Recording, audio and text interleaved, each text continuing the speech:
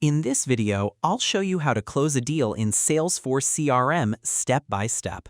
To get started, open your browser, navigate to salesforce.com, and make sure you're logged in to your Salesforce account.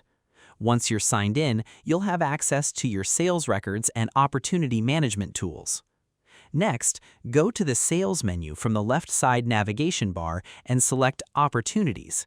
This will open the Opportunities section where you can view all of your existing opportunity records. Here, you'll see all your listed opportunities. Browse through the list and click on the opportunity for which you want to close the deal. Once the opportunity record opens, click on Closed to begin updating the deal status.